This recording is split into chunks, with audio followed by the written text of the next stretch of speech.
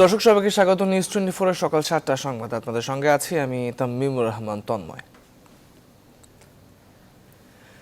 Corona ভাইরাসের মহামারীর মধ্যে এই বছর সীমিত আকারে হজ আয়োজনের ঘোষণা দিয়েছে সৌদি আরব সরকার।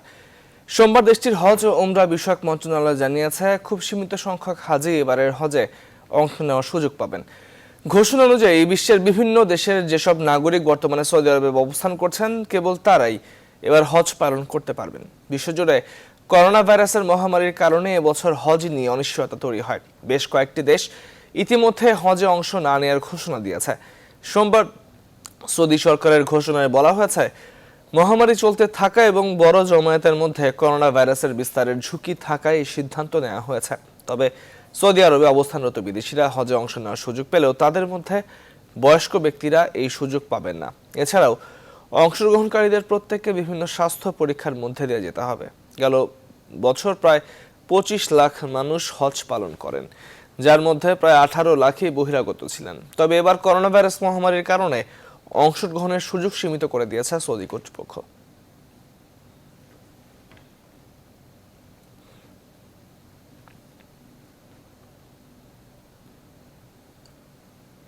দর্শক ব্যাপারে আরো বিস্তারিত জানবো, আমাদের সঙ্গে সৌদি আরব থেকে যুক্ত হচ্ছেন আমাদের সহকর্মী আলামিন। সালের হজ হবে সীমিত পরিসরে এবং অল্প মানুষের সমন্বয়ে। সেখানে বলা হয়েছে যে 2020 সালে সৌদি আরবে অবস্থানরত সৌদি নাগরিক এবং বিদেশি নাগরিক বিভিন্ন দেশের নাগরিকদের নিয়ে খুবই সীমিত পরিসরে হজ অনুষ্ঠান করা হবে। বিবৃতিতে বলা হয়েছে 2020 সালের হজে বহির্বিশ্ব থেকে কোনো হাজি অংশ নিতে পারবে না।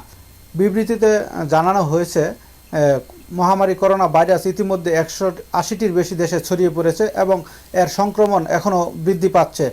এই করোনা ভাইরাসের এখনও কোনো ভ্যাকসিন বা টিকা তৈরি না হওয়া এবং এই বিশাল সংখ্যার মানুষের সমাবেশে সামাজিক দূরত্ব নিশ্চিত করতে না পারা এবং বিশ্ব স্বাস্থ্য সংস্থা এবং হজ সংশ্লিষ্ট বিভিন্ন সংস্থার সাথে আলোচনা করে তারা এই সিদ্ধান্ত নিয়েছে। তারা বলেছে যে এই বছরের হজে মানুষের স্বাস্থ্য নিরাপত্তার বিষয়টিকে অগ্রাধিকার দেওয়া হয়েছে এবং সৌদি আরবে যারা ইতিমধ্যে অবস্থান করছেন বিদেশি নাগরিক তারা কিন্তু হজে অংশ নিতে পারবেন। তবে কী পরিমাণ মানুষ এবার হজে অংশ নিতে পারবে সেই বিষয়ে কোনো পরিষ্কার দিক নির্দেশনা এখনও দেওয়া হয়নি। 1757 23 জুন পলাশীর প্রান্তরে বাংলার স্বাধীনতার সূর্য অস্তমিত হলেও তার প্রায় 200 বছর পর 1949 সালের একই দিনে নতুন বীজ বপন হয় স্বাধীনতার। কারণ এদিনই ঢাকায় জন্ম নেয় বাংলাদেশের স্বাধীনতার নেতৃত্ব দেয়া দল আওয়ামী লীগ। ক্ষমতাসীন এই দলটির হাত ধরেই বাংলাদেশের নাম উন্নয়নশীল দেশের তালিকায়, লক্ষ্য উন্নত রাষ্ট্রের কাতারে নিজেদের অবস্থান করে নেয়া। শাহালি জয় জানাচ্ছেন বিস্তারিত। 1947-এ ভারত ভেঙে হলো নতুন রাষ্ট্র পাকিস্তান, কিন্তু বাংলার মানুষের ভাগ্যের পরিবর্তন হলো না। ব্রিটিশ উপনিবেশবাদের কবল থেকে মুক্ত হলেও পাকিস্তানি শোষণের শৃঙ্খলে বাধা পড়ে সে সময়ের পূর্ব পাকিস্তান, আজকের বাংলাদেশ। এমন বাস্তবতায় কট্টরপন্থী পাকিস্তানি শাসনের বিপরীতে 49-এর 23 জুন ঐতিহাসিক রোজ গার্ডেন থেকে যাত্রা শুরু করে উদারপন্থী রাজনৈতিক দল আওয়ামী মুসলিম লীগ, যার প্রতিষ্ঠাতা সভাপতি মাওলানা আব্দুল হামিদ খান ভাসানী, সাধারণ সম্পাদক শামসুল হক। কারান্তরীণ তরুণ নেতা শেখ মুজিবুর রহমান ছিলেন এই দলের প্রতিষ্ঠাতা যুগ্ম সাধারণ সম্পাদক। 52-তে সাধারণ সম্পাদক শামসুল হকের অসুস্থতায় ভারপ্রাপ্ত সাধারণ সম্পাদক হন বঙ্গবন্ধু শেখ মুজিবুর রহমান। পরের বছর সম্মেলনে তাকে এই পদের পূর্ণাঙ্গ দায়িত্ব দেয় দল। 55-তে দলের সম্মেলনে নাম থেকে মুসলিম শব্দটি বাদ দেয়া হয়। জাতির জনক বঙ্গবন্ধুর কাছে থেকে জেনেছি, তার মুখ থেকে তিনি বলেছিলেন, পাকিস্তান প্রতিষ্ঠার পরে উপলব্ধি করেছি যে এই পাকিস্তান বাঙালিদের জন্য হয় নাই, একদিন বাংলার ভাগ্য নিয়ন্ত্রণ বাঙালিদেরকে হতে হবে। জাতির জনক বঙ্গবন্ধুই একমাত্র নেতা যিনি মন্ত্রিত্ব ত্যাগ করে দলের সাধারণ সম্পাদক হিসেবে আওয়ামী লীগকে সংগঠিত করেছিলেন। প্রতিষ্ঠার পর থেকেই বাঙালির অধিকার আদায় আর মুক্তি অর্জনের সংগ্রামে অবিচল উপমহাদেশের অন্যতম প্রাচীন এই দলটি। আওয়ামী লীগ যাত্রা শুরু করেছিল মহান ভাষা আন্দোলনের মধ্য দিয়ে এবং মুক্তিযুদ্ধের বীজ রোপণ করেছিল। তারপরে ধীরে ধীরে 54 যুক্তফ্রন্ট নির্বাচন, আইন বিরোধী আন্দোলন, বঙ্গবন্ধুর 6 দফা, 1969-এর গণ অভ্যুত্থান এবং 71-এর মুক্তিযুদ্ধ আওয়ামী লীগের সংগ্রাম ইতিহাস। যে লক্ষ্য নিয়ে আওয়ামী লীগ বাংলাদেশের মুক্তিযুদ্ধের নেতৃত্ব দেয় তা ছিল স্বাধীনতা আর অর্থনৈতিক মুক্তি। অর্ধ শতাব্দী আগে প্রথম লক্ষ্যটি অর্জিত হলেও অর্থনৈতিক মুক্তি অর্জনে চলছে নিরন্তর সংগ্রাম। টানা ৩ মেয়াদে ক্ষমতায় থাকা আওয়ামী লীগ সভাপতি বঙ্গবন্ধু কন্যা শেখ হাসিনা শক্ত হাতে যার নেতৃত্ব দিয়ে চলেছেন। একদিন আওয়ামী লীগ জন্মের পর 1956 সনে সরকার গঠন করে যেমনিভাবে একদিকে মহামারী আর একদিকে দুর্ভিক্ষ মোকাবেলা করেছিলেন, আমি মনে করি আজকে বঙ্গবন্ধু সেই সুযোগ্য কন্যা শেখ হাসিনার নেতৃত্বে আমরা তেমনিভাবেই এই দুর্যোগ মোকাবেলা করতে সক্ষম হব। ৭১ বছরের ইতিহাসে নানান উত্থান পতন দেখেছে দলটি। অধিকার আদায়ের সংগ্রাম, মুক্তিযুদ্ধ আর গণতন্ত্র প্রতিষ্ঠার লড়াইয়ে জীবন দিয়েছে আওয়ামী লীগের লক্ষ লক্ষ নেতাকর্মী। দলটির নেতারা মনে করেন এত কিছুর পরও লক্ষ্য থেকে বিন্দুমাত্র বিচ্যুত হয়নি আওয়ামী লীগ। শাহ আলী জয়, নিউজ 24, ঢাকা। করোনা ভাইরাসের প্রভাবের কারণে যখন বিশ্বব্যাপী বাড়ছে বেকারত্ব, ঠিক তখনই আগামী ৫ বছরের মধ্যে ই-কমার্স ও আইসিটি খাতে ১০ লক্ষ কর্মসংস্থান তৈরির সম্ভাবনার কথা বলছে বাংলাদেশ। নিউজ 24-কে এক সাক্ষাৎকারে এই সম্ভাবনার কথা জানান তথ্য প্রযুক্তি প্রতিমন্ত্রী জুনায়েদ আহমেদ পলক। মন্ত্রী বলেন, এর মাধ্যমে ঘরে বসেই আয়ের সুযোগ পাবে দেশের মানুষ। বিস্তারিত জানাচ্ছেন রিশাদ হাসান। শূন্য অফিসের ডেস্ক, কম্পিউটারগুলো দীর্ঘদিন হলো পড়ে আছে অব্যবহৃত অবস্থায়। ফিফো টেক নামের বিপিও কল সেন্টার প্রতিষ্ঠানটি গেল ৩ মাস হলো কর্মী শূন্য অবস্থায় পড়ে আছে। তবে কি কাজ থেমে আছে?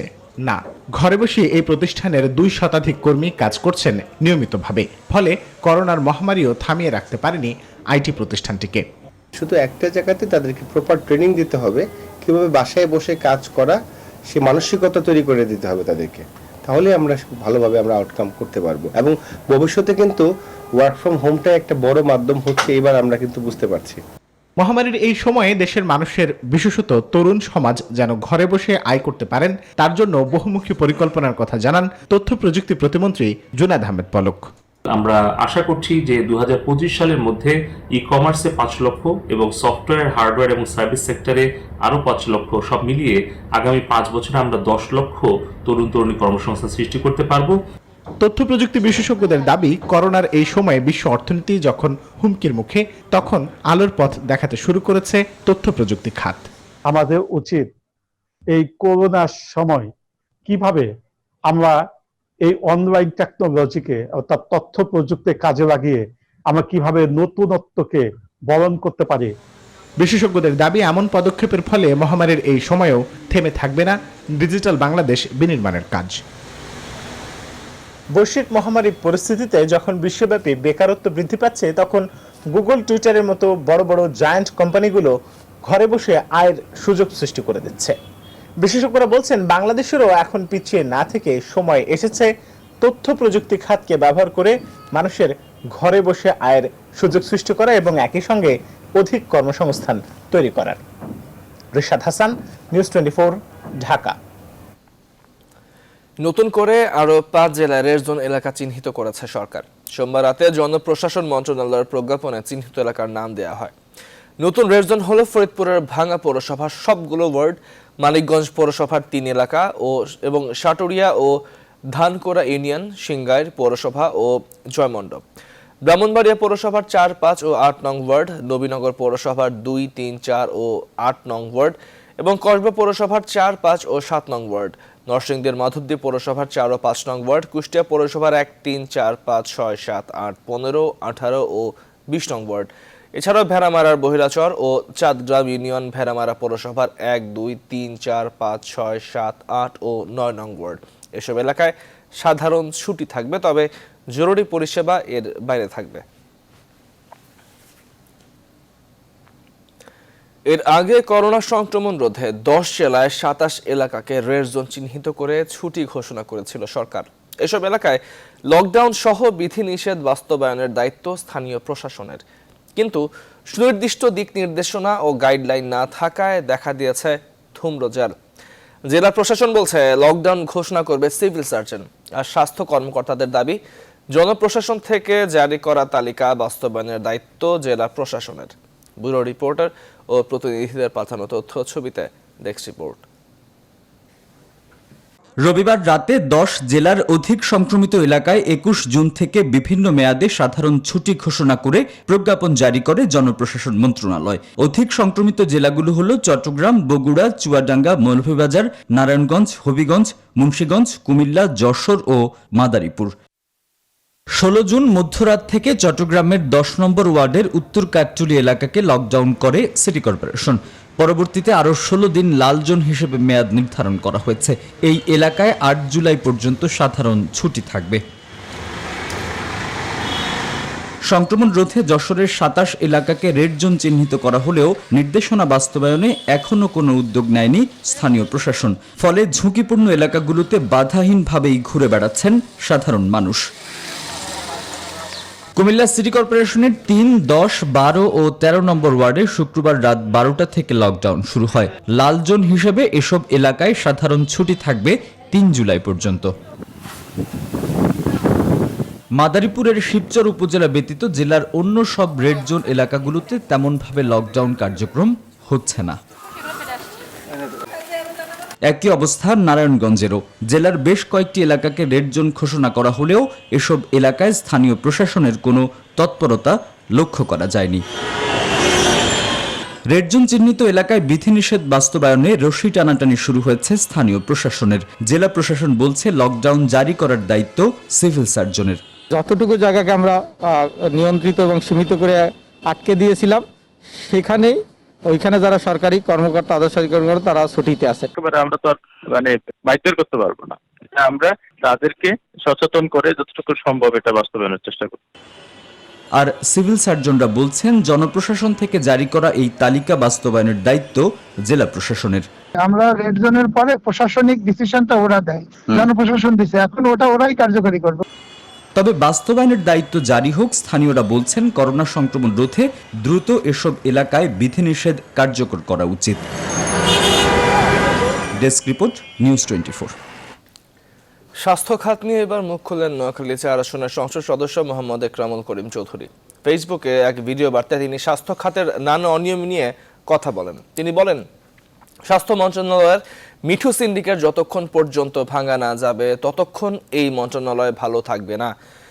2-3 দিন আগে তিনি স্বাস্থ্য মন্ত্রণালয়কে আজগুবি বিভাগ বলেছিলেন, কিন্তু এটা আজগুবি নয়, এটা মহা আজগুবি বিভাগ বলেও মন্তব্য করেন তিনি। তার এই বক্তব্য এরই মধ্যে সামাজিক যোগাযোগ মাধ্যমে ভাইরাল হয়েছে। নোয়াখালী, লক্ষ্মীপুর এবং ফেনী এই 3 ডিস্ট্রিক্টের করোনা পরীক্ষা বন্ধ কিটের অভাবে। এই বন্ধ হওয়ার কারণে মানুষের মধ্যে একটা হাহাকার সৃষ্টি হয়েছে। আমি আজগুবি বিভাগ বলেছিলাম 2-3 দিন আগে, এটা আজগুবি নয়, মহা আজগুবি বিভাগ। কিট আজকে স্বাস্থ্যমন্ত্রী নিজেই নাকি বলেছেন, আমাকে একজন বলল যে উনি বলছেন কিটের অভাব। কিন্তু আমার জানা মতে, আমি জানি বাংলাদেশে 3-4টা কোম্পানি, ব্যবসায়ী প্রায় 10 লক্ষ কিটের মতো এনে রেখেছে, তারা দিতে পারছে না মিঠু সিন্ডিকেটের কারণে। স্বাস্থ্য মন্ত্রণালয়ের মিঠু সিন্ডিকেট যতক্ষণ পর্যন্ত ভাঙ্গা না যাবে, এই স্বাস্থ্য মন্ত্রণালয় কখনো ভালো অবস্থান থাকবে না। আমি মাননীয় প্রধানমন্ত্রীকে বলবো, বাংলাদেশ থেকে 2-3 দিনে যেভাবে ক্যাসিনোকে ধ্বংস করেছেন আপনি, মানুষের কাছে জনপ্রিয়তার শীর্ষে পৌঁছে গিয়েছেন। আমি আপনার কাছে অনুরোধ করব, স্বাস্থ্য সেবার একজন কর্মী হিসাবে, বাংলাদেশের একজন নাগরিক হিসাবে, আপনি এই সিন্ডিকেটটা একটু ভাঙার ব্যবস্থা করুন। এই স্বাস্থ্য সেবায় এই আজগুবি বিভাগটা থেকে যদি এই সিন্ডিকেটকে ভাঙতে পারেন, তাহলে বাংলাদেশের মানুষ অনেক সুফল পাবে। সৌদি আরবে প্রবাসীদের করোনা নেগেটিভ সার্টিফিকেট দেওয়ার নামে বাণিজ্য ও হয়রানির অভিযোগ উঠেছে। স্পেশাল ফ্লাইটে দেশে ফেরার আগে 250 রিয়াল খরচ করে করোনার জন্য অনুমোদিত নয় এমন মেডিকেল সেন্টার থেকে এই সার্টিফিকেট নিতে বাধ্য করছে দূতাবাস কর্তৃপক্ষ। এমনকি ওই মেডিকেলে করোনা টেস্টের নামে কেবলমাত্র করোনার উপসর্গ যাচাই করা হচ্ছে। অথচ ঢাকার সিভিল এভিয়েশন কর্তৃপক্ষ বলছে বাংলাদেশি নাগরিকদের জন্য এই সার্টিফিকেট বাধ্যতামূলক না। আরো জানাচ্ছেন লাকমিনা জেসমিন সোমা। করোনা মহামারীর মধ্যে বিপদে পড়ে সৌদির রিয়াদ ও জেদ্দা থেকে বাংলাদেশ বিমানের স্পেশাল ফ্লাইটে 3 গুণ বেশি ভাড়া দিয়ে ঢাকায় ফিরতে হচ্ছে প্রবাসীদের। তার উপরে খরচের নতুন বোঝা চেপে বসেছে করোনা নেগেটিভ সার্টিফিকেট। 250 রিয়াল বা প্রায় 6,000 টাকা খরচ করে এই সার্টিফিকেট নেওয়ার নিয়ম করেছে দূতাবাস কর্তৃপক্ষ। অবশ্যই কমানোটা দরকার। আমাদের এখন সামর্থ্য নাই, আমরা এখানে মৃত্যু পথযাত্রী, কিন্তু 10 টাকার ওষুধ কিনা ক্ষমতা নাই। যারা সমস্যাগ্রস্ত তারা আসলে এটি বহন করতে খুবই কষ্ট হচ্ছে। যারা ওরা নিতেছে 250 করে এক একটা লোক থেকে নিতেছে, তো এটা যদি সুলভ মূল্যে বা ফ্রি ভাবে দেওয়া হয় তাহলে মনে হয় যে আমাদের জন্য অনেকটাই বেটার হবে। এখানেই শেষ না, করোনা টেস্টের জন্য অনুমোদিত না এমন একটি মেডিকেল সেন্টার থেকে এই সার্টিফিকেট নিতে বলা হয়েছে, যেখানে করোনা টেস্টের নামে কেবল উপসর্গ যাচাই বাছাই করা হচ্ছে। সৌদি সরকার তো করোনা টেস্টের জন্য এটাকে অনুমোদন দেয়নি, তো সেখানে আমাদের যে 250 রিয়াল খরচ করে তাদের এটা করতে হচ্ছে, এটা অনেকের জন্য একটু বার্ডেন হচ্ছে। এই জন্য স্যার জিজ্ঞেস করতেছি। আমি অস্বীকার করি না, কিন্তু সৌদি তোমাকে যেটা বললাম যে এখানে সৌদি সিমটম ছাড়া এখানে টেস্টই করতে চায় না, তো তখন কি করবে বলো? বাড়তি সতর্কতাকে স্বাগত জানানো হলেও ঢাকা এয়ারপোর্টে বাংলাদেশিদের জন্য এই সার্টিফিকেট বাধ্যতামূলক না বলছে সিভিল এভিয়েশন কর্তৃপক্ষ। ফরেনারদের জন্য বাধ্যতামূলক, তারা যদি না নিয়ে আসে তাদেরকে দেশে ফেরত পাঠিয়ে দিব। আচ্ছা, আর বাংলাদেশিদের ক্ষেত্রে? বাংলাদেশি যদি না নিয়ে আসে তাদেরকে ইনস্টিটিউশনাল কোয়ারেন্টাইনে দিতে হবে। অন্যান্য দেশের মতো সৌদিতেও সংকটে থাকা প্রবাসীদের বিনামূল্যে উপসর্গ পরীক্ষা করার দাবি প্রবাসীদের। করোনার প্রভাবে চাকরি হারিয়ে অনেকটা দেওয়ালে পিঠ থেকে চড়া মূল্যে বিমান টিকিট কেটে দেশে ফিরতে বাধ্য হয়েছে সৌদি প্রবাসীরা। তাই দেশে ফেরার আগে বিনামূল্যে স্বাস্থ্য পরীক্ষার দাবি তাদের। লাকমিনা জেসমিন সোমা, নিউজ 24, ঢাকা। ডাকসুর বর্তমান কমিটির অতিরিক্ত মেয়াদ শেষ হলো আজ। পরবর্তী নেতৃত্ব নির্বাচন না হওয়া পর্যন্ত ক্ষমতায় থাকতে চান ভিপি নুরুল হক ও জিএস গোলাম রব্বানী। তবে এজিএস সাদ্দাম হোসেন অনৈতিকভাবে দায়িত্বে থাকতে চান না। এই বিষয়ে ঢাকা বিশ্ববিদ্যালয়ের উপাচার্য ডক্টর আখতারুজ্জামান জানান, গণতন্ত্র অনুযায়ী সবকিছু হবে। অন্তরা বিশ্বাসের প্রতিবেদনে বিস্তারিত। 11 মার্চ 2019 ঢাকা বিশ্ববিদ্যালয়। প্রায় 3 দশকের অচল অবস্থা কাটিয়ে হয় ডাকসুর নির্বাচন। নির্বাচিত প্রতিনিধিরা 23 মার্চ আনুষ্ঠানিকভাবে দায়িত্ব গ্রহণ করেন। নির্বাচনের 1 বছর পার হয়েছে। ডাকসুর গঠনতন্ত্রের 6 গ ধারায় আছে 365 দিনের জন্য দায়িত্ব পালন করবে নির্বাচিত পদাধিকারীগণ। নির্ধারিত সময়ের মধ্যে নির্বাচন না দেয়া গেলে অতিরিক্ত সময় হিসেবে সর্বোচ্চ 90 দিন দায়িত্ব পালন করতে পারবেন তারা। 22 জুন শেষ হয় 90 দিনের সময়ও। গঠনতন্ত্র অনুযায়ী এই কমিটির আর কোনো ক্ষমতা নেই। ভিপি নুরুল হক নূর ও জিএস গোলাম রব্বানীর দ্বন্দ্ব ছিল নির্বাচনের আগে থেকেই। 1 বছরে বহু বিষয়ে তাদের মতের অমিল পাওয়া গেলেও ক্ষমতায় থাকার বিষয়ে দুজনেই একমত। নৈতিক দিক থেকে বিবেচনা করলে আমরা মনে করি যে অন্তত ক্যাম্পাস খোলা পর্যন্ত, শিক্ষা প্রতিষ্ঠান কিংবা এই পরিবেশ স্বাভাবিক না হওয়া পর্যন্ত আমাদের দায়িত্ব পালন করাটা উচিত বলে আমি মনে করি। আমাদের ডাকসুর যে বাজেট দেওয়া হয়েছিল 1,90 লক্ষ টাকার, তার মধ্যে 90 লাখ টাকায় অব্যবহৃত রয়ে গেছে, আমার কন্টিনজেন্সি ফান্ডের 3 লক্ষ টাকা সহ। তো এই টাকাটা আমরা আমাদের শিক্ষার্থী সহায়তা ফান্ডের মাধ্যমে আমাদের যে অসচ্ছল শিক্ষার্থী তাদেরকে আমরা দিতে চাই, সেই সুযোগটুকু আমরা বিশ্ববিদ্যালয় কর্তৃপক্ষের চাচ্ছি। এদিকে বিশ্ববিদ্যালয় খুললেই নির্বাচন চান ডাকসুর এজিএস সাদ্দাম হোসেন। নির্ধারিত সময়ের বাইরে 1 সেকেন্ডও ডাকসুর দায়িত্বে থাকা উচিত না। আমরা যদি নির্ধারিত সময়ের বাইরে দায়িত্বে থাকতে চাই বা কেউ যদি সেটি মনে করে থাকে, সেটি সম্পূর্ণভাবে অগণতান্ত্রিক, অনৈতিক এবং গঠনতন্ত্র বিরোধী বলে আমি মনে করি। 14 জুন ঢাকা বিশ্ববিদ্যালয়ের সিনেটের বার্ষিক অধিবেশনে ডাকসু নির্বাচন নিয়ে প্রশ্ন করা হলেও কোনো উত্তর দেননি বিশ্ববিদ্যালয় উপাচার্য। পরে নিউজ 24-কে জানান, নিয়মের বাইরে কোনো কিছু হবে না। ডাকসুর একটি নির্ধারিত গঠনতন্ত্র আছে, ফলে এই বিধিবিধান গঠনতন্ত্র সেটি অনুসরণ করা এবং সেই মোতাবেক সবকিছু পরিচালিত হওয়া সেটি স্বাভাবিক। ডাকসুর ফান্ডে 90 লাখ টাকা অব্যবহৃত রয়েছে। করোনার কারণে 9 এপ্রিলের পর থেকে ঢাকা বিশ্ববিদ্যালয় বন্ধ রয়েছে। অন্তরা বিশ্বাস, নিউজ 24, ঢাকা। প্রাণঘাতী করোনা সংক্রমণের ভয়ঙ্কর দিক শ্বাসকষ্ট লাঘবে ফেনীতে চালু হলো হাই ফ্লো অক্সিজেন সেবা। ব্যক্তিগত উদ্যোগে এই সেবা শুরু হলেও সরকারি ব্যবস্থাপনায় এখন পৌঁছে দেওয়া হচ্ছে তৃণমূলে। সংশ্লিষ্টরা বলছেন, সরকারি পদক্ষেপের দিকে না তাকিয়ে ব্যক্তি বা স্বেচ্ছা সেবা পর্যায় থেকে আসা উচিত এমন উদ্যোগ। তবেই করোনা সংকটে শ্বাসকষ্ট থেকে রেহাই পাবে মানুষ। ফেনীর প্রতিনিধি নজির আহমদ রতনকে সঙ্গে নিয়ে আরও জানাচ্ছেন সহকর্মী তানজির মেহেদি। প্রাণঘাতী করোনা সংক্রমণে সংকটাপন্ন রোগীদের দরকার হয় ভেন্টিলেশন সুবিধা, কিন্তু বেশিরভাগ ক্ষেত্রে রোগীরা ভোগেন শ্বাসকষ্টে। সিলিন্ডার অক্সিজেন দিয়ে সেই কষ্ট লাঘব করা কঠিন, দরকার কেন্দ্রীয় অক্সিজেন সরবরাহ।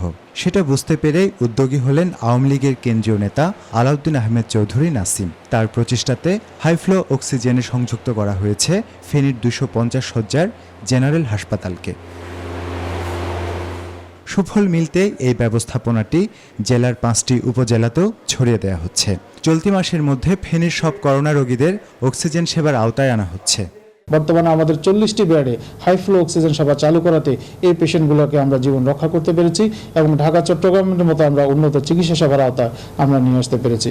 স্বাধীনতার 50 বছর পরেও ঢাকাসহ দেশের অনেক গুরুত্বপূর্ণ হাসপাতালে নেই হাইফ্লো অক্সিজেন সুবিধা। এর মাঝে এমন খবর আশা জাগা নিয়ে বলছেন চিকিৎসকরা। কোভিড আক্রান্ত পেশেন্টের শ্বাসকষ্ট যখন হয়, সেই শ্বাসকষ্টটাকে নিরসন করার জন্য খুব বেশি অক্সিজেন সাপ্লাই দিতে হয়। সিলিন্ডার দিয়ে যতটুকু অক্সিজেন আসে সেটা দিয়ে মিনিটে 16 লিটার অক্সিজেন পেশেন্টকে দেওয়া সম্ভব হয় না। এইটা ওই হাইফ্লো নেজাল ক্যালুনা দিয়ে সেন্ট্রাল অক্সিজেন সাপ্লাই দিয়ে ওটা দিতে হয়। নীরবতা ভেঙে জনপ্রতিনিধি ও বেসরকারি উদ্যোক্তাদের এখনই মানুষের পাশে দাঁড়ানোর উপযুক্ত সময়। এই সংকটে রাখতে হবে দৃষ্টান্ত, বলছেন বিশ্লেষকরা। অথচ এটাই কিন্তু সময়, তারা জনগণের ভোটে পাশ করেছেন, তাদের তো উচিত, ডাক্তাররা যেমন নিজেদের জীবন বিলিয়ে দিয়ে রাস্তায় নেমেছেন, সেখানে তো সবাই আশা করে যে জনপ্রতিনিধিরা অন্তত তাদের চেহারা দেখাবেন, কিছু একটা করার চেষ্টা করবেন, কিন্তু আমরা সেখানে বেশিরভাগ জনপ্রতিনিধির চেহারাই কিন্তু আমরা দেখতে পাচ্ছি। এটা সত্যি দুর্ভাগ্যজনক। সারা দেশে মডেল হয়ে উঠেছে ফেনীর এই উদ্যোগ। চট্টগ্রাম এবং নোয়াখালীতেও উদ্যোগটি অনুসরণ করা হচ্ছে। তানজির মেহেদি, নিউজ 24, ঢাকা। করোনার সময়ে জীবনের ঝুঁকি নিয়ে কাজ করার পরও বেতন কমানো অনৈতিক বলছেন সিনিয়র ব্যাংকাররা। সাবেক বর্তমান সরকারি বেসরকারি ব্যাংকের ঊর্ধ্বতন কর্মকর্তারা বলেন, এতে দীর্ঘমেয়াদে লাভের চেয়ে লোকসান বেশি হবে। প্রধানমন্ত্রী ঘোষিত প্রণোদনা প্যাকেজ বাস্তবায়ন সহ বিভিন্ন জরুরি সেবা দেওয়ার এই সময়ে এমন আচরণ ব্যাংক খাতের কর্মীদের মনোবল ভেঙে দেবে বলেও মনে করেন বিশেষজ্ঞরা। সুলতান আহমেদ জানাচ্ছেন বিস্তারিত। করোনা মহামারীর সময়ে লকডাউন থাকার পরও আংশিক খোলা ছিল অনেক ব্যাংকের শাখা। এতে জীবনের ঝুঁকি নিয়ে কাজ করতে হয়েছে ব্যাংক কর্মকর্তা ও কর্মীদের। তার উপর আক্রান্ত হয়ে এরই মধ্যে মৃত্যুবরণ করেছেন বেশ কয়েকজন ব্যাংক কর্মকর্তা। যে তালিকায় রয়েছে বাংলাদেশ ব্যাংক সহ বিভিন্ন ব্যাংকের অনেক সিনিয়র কর্মকর্তা। মহামারীর সময়ে জীবনের ঝুঁকি বিবেচনায় সরকারি ব্যাংকগুলোর কর্মকর্তারা আক্রান্ত হলে 5 লাখ টাকা পাবে বলে ঘোষণা দেয় সরকার। এছাড়াও ঝুঁকি ভাতা সহ অন্যান্য সুবিধা তো রয়েছেই। তবে এসব সুবিধা দূরে থাক, বেসরকারি কয়েকটি ব্যাংক বিএবির এক চিঠির রেশ ধরে উল্টো বেতন কমানোর সিদ্ধান্ত নিয়েছে। বিষয়টিকে শ্রম আইনের পরিপন্থী বলছেন জনতা ব্যাংকের চেয়ারম্যান। সমস্ত ব্যাংক এবং যে সমস্ত প্রতিষ্ঠান তাদের কর্মচারীদেরকে কাজ করা থেকে বিরত রাখছে এবং তাদেরকে বেতন কমানোর জন্য বিভিন্ন রকমের নিউজ আমরা পত্রপত্রিকা দেখতে পাচ্ছি, যেটা অত্যন্ত অনভিপ্রেত। ব্যাংক নির্বাহীদের সংগঠন অ্যাসোসিয়েশন অব ব্যাংকার্স এবিবির সাবেক সভাপতি আনিসে খানের মতে, এমন ঘোষণায় কাজের আগ্রহ হারাবেন ব্যাংকাররা। এই একটা সিনারিওতে যেখানে ওনারা কাজ করে যাচ্ছেন, সেখানে তাদের বেতন কমানো কোনোভাবে যৌক্তিক হতে পারে না। ব্যাংকের মধ্যে অনেকগুলো খরচ আছে যেগুলো সাশ্রয় করলে আমি মনে করি যে এটা এনাফ হবে। যেমন আপনার কোনো রকমের মিটিং সভা কোনো বাইরে হবে না। তবে বেশিরভাগ ব্যাংক এ ধরনের সিদ্ধান্তকে আত্মঘাতী হিসেবে দেখছে। পূবালী ব্যাংকের ব্যবস্থাপনা পরিচালকের মতে, ব্যবসায়ীদের জন্য প্রণোদনা প্যাকেজ বাস্তবায়ন আর জরুরি সেবা দিতে কর্মীদের মনোবল চাঙ্গা রাখার বিকল্প নেই। আমরা এখন 30,000 কোটি টাকার যে প্যাকেজ আমরা কাজ করছি এবং খুব সহজেই কিছু কিছু ডিসবার্সও শুরু হয়ে গেছে। তাছাড়াও এসএমই সেক্টরে আরো 20,000 কোটি টাকা আছে। সবাই জানে ব্যাংকটাকে ভালো রাখতে পারলে তারা ভবিষ্যতে ভালো অবস্থায় থাকতে পারবে। এই জন্য এই মোটিভেশনটা আমরা রাখতে চাচ্ছি। বিশেষজ্ঞরা বলছেন, গুরুত্ব দিতে হবে খেলাপি ঋণ আদায়ে। এছাড়া ব্যাংকের উপর মালিকদের অযাচিত হস্তক্ষেপ কমিয়ে আনার প্রয়োজন বলেও মত দেন তারা। সুলতান আহমেদ, নিউজ 24, ঢাকা। মাত্র 43,000 টাকার জন্য স্ত্রী ও শাশুড়ির সহায়তায় বন্ধুকে 3 টুকরা করে হত্যা করেছে অভিযুক্ত চার্লস রূপম। গ্রেফতারের পর মহানগর গোয়েন্দা পুলিশের কাছে হেলালকে হত্যার কথা স্বীকার করেছে রূপম। মৌ খন্দকারের প্রতিবেদন। সিসি ক্যামেরার ফুটেজে যে বস্তাটি দেখা যাচ্ছে এটি একটি লাশের বস্তা। লাশটি চার্লস রূপমের বন্ধু হেলালের। গত 14 জুন রাজধানীর দক্ষিণখানের মোল্লার টেক এলাকা থেকে ইজি বাইকে করে হেলালের লাশের বস্তাটি পাশের আবাসিক এলাকায় গলির ভেতর ফেলে যায় স্বয়ং রূপম। এরপরই সে এলাকা ছাড়ে। এর আগে সেদিন রূপমের আমন্ত্রণে তার বাসায় এসেছিলেন বন্ধু ও ব্যবসায়িক অংশীদার হেলাল। স্ত্রী শাহিনা আক্তার ও শাশুড়ি রাশিদা আক্তারের সহায়তায় হেলালকে চায়ের সাথে ঘুমের ওষুধ মিশিয়ে খাইয়ে পরিকল্পিতভাবে হত্যা করে রূপম। ঘটনার পরপরই রূপমের স্ত্রী এবং শাশুড়িকে গ্রেফতার করে ডিবি। আমাকে বলছে ওরা যদি এখন ছাইড়া দিয়ে কিডন্যাপের কেসে ফাঁসে যাব, নাহলে টাকা জালিয়াতি এগুলা কেসে ফাঁসে যাব, অনেকগুলা কেস খাবো, তার থেকে ওরে মাইরেই ফেলবো। ওর কাছে আমি অনেকগুলো টাকা পাই। ও আমাকে অনেক রকম ভয়ভীতি দেখায় তারের এক পাশটা ধরাইতে বাধ্য করছে। মেয়ে বলছে যে আমরা তো রুম ছেড়ে দিছি, 30,000 টাকা আমার বাসায় যদি রাখি তোমার জামাই ভাঙ্গে হেলাবো। এর এক সপ্তাহ পর 21 জুন রোববার রাতে রূপমকে গ্রেফতার করা হয়। সোমবার দুপুরে ডিএমপি মিডিয়া সেন্টারে সংবাদ সম্মেলনে হেলাল হত্যার ঘটনা তুলে ধরেন ডিবির অতিরিক্ত কমিশনার আব্দুল বাতেন। এই ঘটনায় যারা সম্পৃক্ত, যে আসামি এবং সহযোগী যারা, তারা প্রত্যেকেই গ্রেফতার হয়েছে এবং আমরা তাকে কোর্টে 164 ধারায় জবানবন্দির জন্য পাঠাবো এবং এই মামলার পূর্ণাঙ্গ তদন্ত প্রায় সমাপ্তি করছে। খুব দ্রুত আমরা এই মামলার চার্জশিট দাখিল করব। গোয়েন্দা পুলিশের জিজ্ঞাসাবাদে আসামি রূপম হত্যার কথা স্বীকার করেছে। মৌ খন্দকার, নিউজ 24, ঢাকা। অবশেষে চট্টগ্রামে বছরের পর বছর ধরে চলতে থাকা জলাবদ্ধতার দুর্ভোগ থেকে মুক্তি মিলছে নগরবাসীর। জলজট নিরসনে সরকারের নেওয়া মেগা প্রকল্পের সুফল আসতে শুরু করেছে। এবছর নগরীতে প্রচুর বৃষ্টিপাত হলেও কোথাও দীর্ঘক্ষণ পানি জমে থাকতে দেখা যায়নি। এখনো পর্যন্ত প্রকল্পের প্রায় 50% কাজ শেষ হয়েছে। আগামী বর্ষা মৌসুমের আগেই বাকি কাজ সম্পন্ন করার ব্যাপারে আশাবাদী সংশ্লিষ্ট কর্তৃপক্ষ। নয়ন বড়ুয়া জয়ের তথ্য ছবিতে ডেস্ক রিপোর্ট। হাঁটু থেকে কোমর পানি ডিঙ্গিয়ে হাঁটছে মানুষ, চলছে যানবাহন। ডুবে থাকা চট্টগ্রাম নগরীর এই ছবি গেল বর্ষা মৌসুমের। বেশ কয়েক বছর ধরে বন্দর নগরীর এমন ছবি গণমাধ্যমে আসে, তবে এবারের চিত্র অনেকটাই পাল্টেছে। মৌসুমী বায়ুর প্রভাবে এবার নগরীতে প্রবল বৃষ্টিপাত হলেও কোথাও দীর্ঘস্থায়ী জলাবদ্ধতার সৃষ্টি হয়নি। যে কাজগুলো হচ্ছে সেনাবাহিনী আন্ডারে প্রকল্প যেগুলো কাজ হচ্ছে ওগুলোতে মোটামুটি আমরা সুফলটা পাচ্ছি। এখন কিছু কিছু পাচ্ছি, আমরা পুরোটা এখনো পাই নাই। আগের থেকে ভালো আছে, তবে তাড়াতাড়ি কাজ শেষ করলে আমরা হয়তো আরো সুফলটা পাবো। মূলত জলাবদ্ধতা নিরসনে মেগা প্রকল্পের আওতায় চট্টগ্রাম সিটি কর্পোরেশন, চট্টগ্রাম উন্নয়ন কর্তৃপক্ষ ও পানি উন্নয়ন বোর্ডের নেওয়া যৌথ উদ্যোগের সুফল পেতে শুরু করেছেন বন্দরনগরীর বাসিন্দারা। বাস্তবায়নকারী সংস্থা সেনাবাহিনী বলছে, করোনার কারণে কিছুটা গতি হারালেও প্রকল্পের অগ্রগতি প্রায় 50%। খালে যখন রিটেনিং ওয়াল করছি, যে অংশে রিটেনিং ওয়াল করছি সেই অংশে কিন্তু আমাদের এক্সকাভেশন হয়ে যাচ্ছে। রিটেনিং ওয়াল করে ফেলছি, সেই সাথে এক্সকাভেশনটা করে ফেলছি। করোনার কারণে আমাদের কিছুটা গতি সামান্য কমে গিয়েছে এবং আমরা যেটা মনে করি, এবং এখন পর্যন্ত এটা প্রায় 50% আমাদের হয়ে গেছে। 464 টাকা কিন্তু এখনো বরাদ্দ দেয় নাই। আমরা ফাইন্যান্সে অর্থ মন্ত্রণালয়ে পার্সু করছি, কিন্তু তারা এখন বলছে যে না, যারা এই করোনার জন্য আমরা টাকা দিতে পারবো। টাকাটা যদি ঠিকাদারকে পেমেন্ট না করি, ঠিকাদার ফার্দার কোনো কাজ করবে না। চলতি বর্ষা মৌসুমে জলাবদ্ধতার সমস্যা হবে না জানিয়ে সিডিএ চেয়ারম্যান বলছেন, প্রকল্পের 100% সুফল পেতে আরও কিছুদিন সময় লাগবে। কিছুদিন আগে যে বৃষ্টিপাত হলো, কিন্তু চট্টগ্রাম শহরে কোনো জায়গায় জলাবদ্ধতা হয়নি। এগিয়ে যাচ্ছে, এটা শেষ হলে জনগণ সুফল পাবে। তবে জলাবদ্ধতার স্থায়ী সমাধান পেতে ড্রেন, খাল, নর্দমা পরিষ্কার পরিচ্ছন্ন রাখার পাশাপাশি বাসিন্দাদের আরও দায়িত্বশীল হওয়ার আহ্বান জানিয়েছেন সংশ্লিষ্টরা। Desk report, news 24। রাজধানীর সঙ্গে যশোর মূল শহরের যোগাযোগের সবচেয়ে গুরুত্বপূর্ণ সড়ক রয়েছে বেহাল অবস্থায়। সামান্য বৃষ্টিতে কাদা আর রোদে ধুলাবালি উভয় সংকটে পড়েছেন সড়ক ব্যবহারকারীরা। শহরের বেশ কিছু এলাকার ভেতর দিয়ে যাওয়া ওই সড়ক এলাকাবাসীর ভোগান্তির কারণ। রিপন হোসেনের তথ্যচিত্রে টেক্সট রিপোর্ট।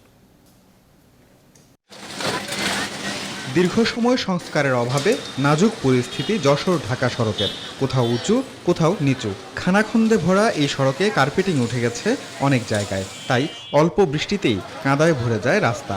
এই দুর্ভোগ শেষে আবার যখন সূর্য ওঠে, তখন ধুলোর অত্যাচার শুরু হয়।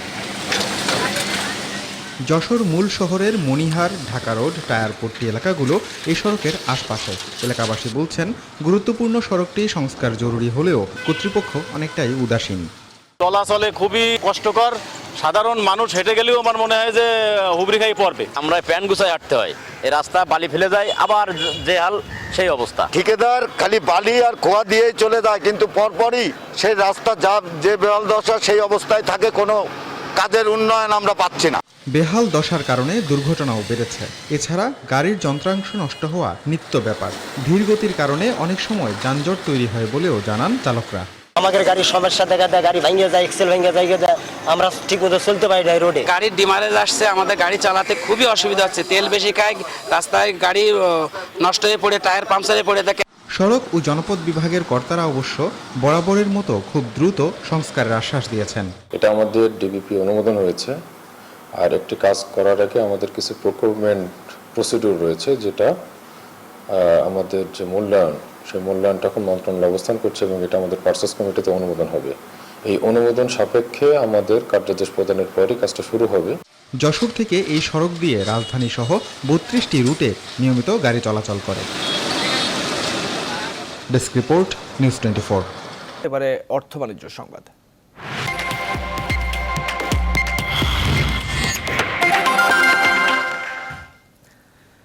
কন্টেইনার জট কমাতে সবচেয়ে বড় নিলামের আয়োজন করেছে চট্টগ্রাম বন্দর কর্তৃপক্ষ। নিলামে উঠছে সাধারণ থেকে বিলাসবহুল গাড়ি, গার্মেন্টস অ্যাক্সেসরি সহ অন্তত 200 কন্টেইনারের নানা ধরনের পণ্য। 2 থেকে 6 মাসেও পণ্য ছাড়িয়ে না নেয় এগুলো নিলামে তোলার সিদ্ধান্ত। এর ফলে নতুন আমদানিকারকরা ক্ষতির শিকার হবেন বলে জানিয়েছে ব্যবসায়ীরা। আমদানি করা বিভিন্ন ব্র্যান্ডের সাধারণ থেকে বিলাসবহুল গাড়ি বন্দরে পড়ে আছে মাসের পর মাস, অথচ এগুলো 1 মাসের মধ্যে ছাড়িয়ে নেওয়ার নিয়ম রয়েছে। ছাড়িয়ে না নিলে নিলামে বিক্রির ক্ষমতা বন্দর কর্তৃপক্ষের হাতে। বন্দরের দাবি, পণ্যগুলো ছাড়াতে বেশ কয়েকবার আমদানিকারকদের চিঠি দেয়া হলেও কোনো কাজ হয়নি। শেষমেশ আগামী 30 জুন নিলাম ডাকা হয়। এটি বন্দরে এ যাবৎকালের সবচেয়ে বড় নিলাম হতে যাচ্ছে।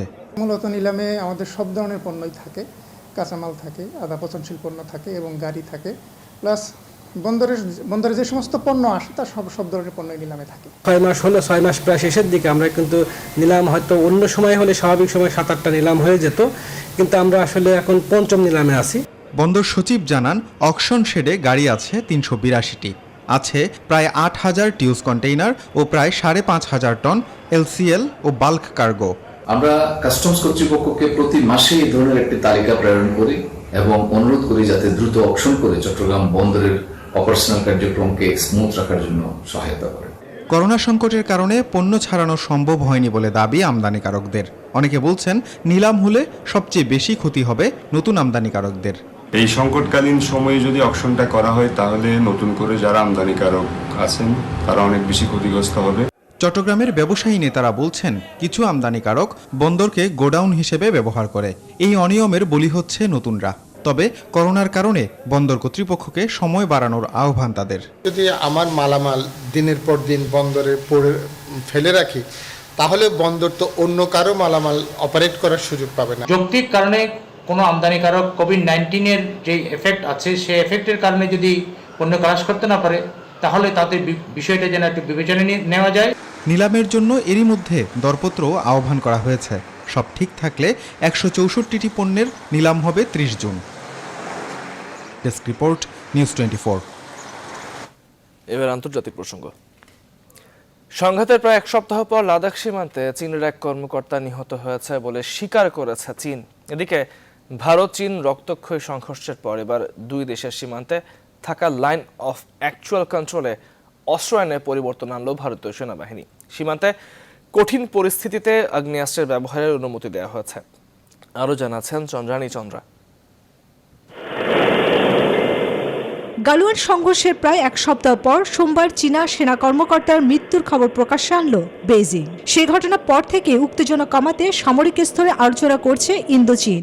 বৈঠকে সেই প্রসঙ্গ সামনে আনলেন চীনা কর্মকর্তারা। সংঘাতে 76 ভারতীয় সেনা আহত হন, যাতে জম্মু ও লেহর সেনা হাসপাতালে চিকিৎসা চলছে। আগামী 1 সপ্তাহের মধ্যেই সুস্থ হয়ে কাজে ফিরবেন তারা।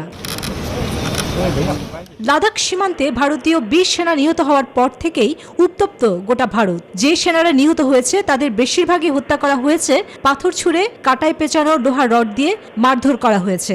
১৯৯৬ এবং ২০০৫ সালে ভারত এবং চীনের মধ্যে স্বাক্ষরিত চুক্তিতে ছিল যে প্রকৃত নিয়ন্ত্রণ রেখা ২ কিলোমিটারের মধ্যে কোনো বিস্ফোরণ বা আগ্নেয়াস্ত্র ব্যবহার করা যাবে না। তবে এবার ভারতীয় সেনাদের বিপজ্জনক পরিস্থিতিতে গুলি চালানোর অনুমতি দেওয়া হয়েছে। পূর্ব লাদাখে প্রকৃত নিয়ন্ত্রণ রেখা চীন ভারতের সাম্প্রতিক উত্তেজনাপূর্ণ পরিস্থিতির সমাধানের খোঁজে সোমবার আবারও বৈঠকে বসে দুই দেশ। এদিকে এমন উত্তেজনার মাঝে ভারতের কেন্দ্রীয় গোয়েন্দাদের দেওয়া তথ্য অনুযায়ী হামলা চালাতে ৪ থেকে ৫ জন জঙ্গি জম্মু কাশ্মীর থেকে রাজধানী দিল্লিতে ঢুকেছে। এমন তথ্যের পরেই দিল্লিতে জারি করা হয়েছে কড়া সতর্কতা। চন্দানী চন্দ্রা, নিউজ 24। করোনার কারণে আফ্রিকা দেশগুলোতে ঋণ সহায়তার পরিমাণ কমাতে যাচ্ছে চীন। ভাইরাসটিতে অর্থনীতির ব্যাপক ক্ষতির কারণে এই সিদ্ধান্ত নিতে হচ্ছে বলে জানায় বেইজিং। এদিকে লাদাখ সীমান্তে উত্তেজনার মধ্যেও চীনা অ্যাপ বন্ধ করতে নারাজ ভারত। অন্যদিকে বিশ্বের বর্ণবাদ বিরোধী আন্দোলনের জেরে এশিয়া ও মধ্যপ্রাচ্যে ত্বক ফর্সাকারী ক্রিম বিক্রি বন্ধ রাখছে মার্কিন company Johnson and Johnson. Asma তুলির ডেস্ক রিপোর্ট। দুনিয়ার যেখানে অর্থ আর বিনিয়োগ সংকট সেখানে কারি কারি ডলার নিয়ে ত্রাতার বেশে হাজির হচ্ছে চীন। আর আফ্রিকাতে তো চীন সূচনা করেছে এক নতুন অর্থনৈতিক রেনেসার। চীন আফ্রিকা রিসার্চ ইনিশিয়েটিভ CARI এর তথ্য মতে ২০০০ থেকে ২০১৮ পর্যন্ত চীন মহাদেশটিতে সর্বোচ্চ $১৫২ বিলিয়ন অর্থ ঋণ সহায়তা দিয়েছে। তবে করোনা মহামারীর কারণে এবছর ঋণের পরিমাণ $৩.৪ বিলিয়ন কমাতে যাচ্ছে শি জিনপিং সরকার, যা সাগরের বুকে এক ফোঁটা পানির মতোই। আর চীনের এমন ত্রাতার ভূমিকাকে বরাবরই সন্দেহের চোখে দেখে আসছে যুক্তরাষ্ট্র ও ভারত। তাদের অভিযোগ আধিপত্য বিস্তার এবং তথ্য চুরি বা ইনফরমেশন এসপিওনাজ করতে আফ্রিকায় এমন বড় বড় অঙ্কের অর্থ ঋণ দিচ্ছে বেইজিং। যদিও এসব অভিযোগ ভিত্তিহীন বলে নাকচ করে আসছে চীন। তবে শি জিনপিং সরকারের বিরুদ্ধে নানা ইস্যুতে ভারতের অভিযোগ ও ক্ষোভ থাকলেও কোনো চীনা অ্যাপ নিষিদ্ধ করছে না দিল্লি। সম্প্রতি লাদাখ সীমান্তে ভারত চীন সংঘর্ষে বেশ কয়েকজন ভারতীয় সেনা নিহতের ঘটনায় চীনা পণ্য ও অ্যাপ বয়কটের দাবি ওঠে। এদিকে সম্প্রতি বৈশ্বিক জাতিগত অসমতা নিয়ে বিতর্কের কারণে এশিয়া ও মধ্যপ্রাচ্যে তাদের জনপ্রিয় ত্বক ফর্সাকারী ক্রিম বন্ধ রাখার সিদ্ধান্ত নিয়েছে মার্কিন কোম্পানি জনসন অ্যান্ড জনসন। এর আগে নিউট্রোজেনা ফাইন ফেয়ারনেসের সব পণ্য বিক্রি বন্ধের ঘোষণা দেয় কোম্পানিটি। অন্যদিকে আগামী ৭ জুলাই থেকে বিদেশি পর্যটকদের জন্য খুলে যাচ্ছে দুবাইয়ের দ্বার। রোববার এ তথ্য জানায় দুবাই কর্তৃপক্ষ।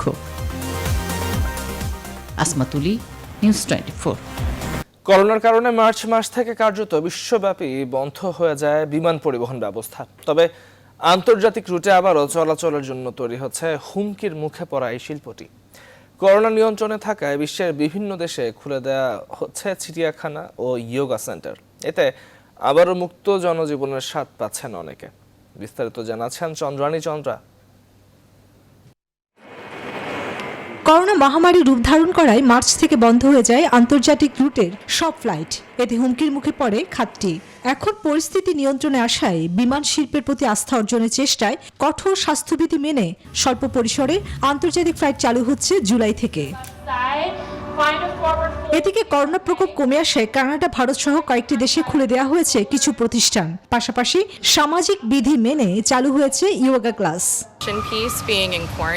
করোনায় ঘরবন্দি থেকে মানসিক প্রশান্তি হারাচ্ছিলাম। এখন যোগ ব্যায়াম করে শরীর থেকে টক্সিন বের করতে পারাই বেশ ভালো লাগছে। থাইল্যান্ড, যুক্তরাজ্য, ইন্দোনেশিয়া, রাশিয়া সহ কয়েকটি দেশে নিয়ম মেনে খুলে দেওয়া হয়েছে চিড়িয়াখানা। অনেক দেশে চলাফেরার উপর কঠোর বিধিনিষেধ তোলা হচ্ছে। এতে বিশ্ববাসী ঘরবন্দির পর মুক্তির স্বাদ নিচ্ছে। চন্দ্রানী চন্দ্রা, নিউজ 24। দর্শক, শেষ করব নিউজ 24 সংবাদ, তবে তার আগে শিরোনামগুলো আরো একবার।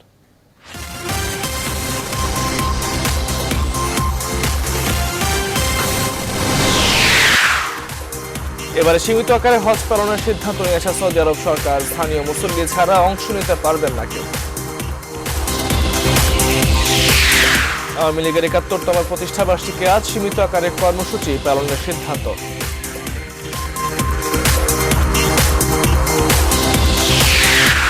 ই কমার্স ও আইসিটি খাতে 10 লক্ষ কর্মসংস্থান তৈরির পরিকল্পনা। ঘরে বসে আয়ের সুযোগ পাবে মানুষ, জানালেন তথ্য প্রযুক্তি মন্ত্রী।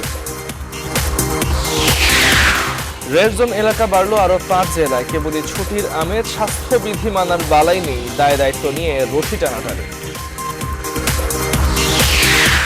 সৌদি প্রবাসীদের কাছে করোনার সার্টিফিকেট বাণিজ্য করছে দূতাবাস। নাম সর্বস্ব মেডিকেল থেকে নেগেটিভ সার্টিফিকেট দিয়ে মোটা টাকা ফি আদায়। করোনা মহামারীর মধ্যে বৈধ পথে রেমিটেন্স প্রবাহে আসার আলো ধরে রাখতে কর্মপরিকল্পনা নেওয়ার তাগিদ। মাত্র ৪৩,০০০ টাকার জন্য বন্ধুকে হত্যা ও লাশ 3 টুকরো করে মূল আসামি গ্রেপ্তার। মিলেছে চাঞ্চল্যকর তথ্য, আরো অনুসন্ধানে গোয়েন্দারা। দর্শক, শেষ করছে এখনকার নিউজ 24 সংবাদ। সঙ্গে থাকবার জন্য আরো ধন্যবাদ সবাইকে।